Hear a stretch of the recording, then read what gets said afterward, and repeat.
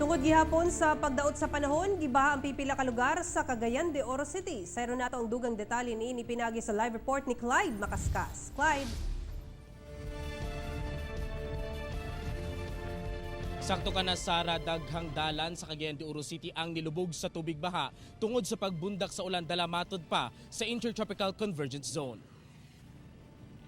Ubay-ubay ka mga nag-unang kadalanan sa Cagayan de Oro City ang nilubog sa tubig baha Merkules sa gabi tungod sa pagbundak sa ulan.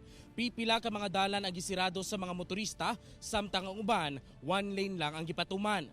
Doon na sa pipila ka mga dalan nga wala gipagian sa mga gagmayng sakyanan tungod sa pagsaka sa tubig. Wala mahuman nga mga drainage system ang usa sa gitumbok nga hinungdan sa pagbaha dala sa pag-ulan tungod matod pa sa Intertropical Convergence Zone. Walay reported, sir. Wala po yung mga untoward incidents reported.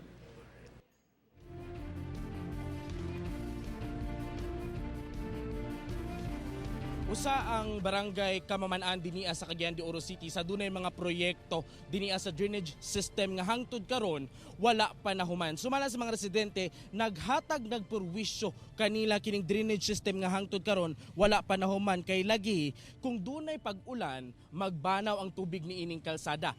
Panahon sab sa tag-init abog ang ilang ginasagubang busa hatag gayud kini kanila og perwisyo. So hinuon sumala nila dili man kuno sila babag sa unsa mga nga development nga buot ipatuman sa gobyerno. Apan pangutana nila karon hangtod kanus sila mag-antos ni ining drainage system nga wala pa mahuman. Balik sa imo diha, Sara.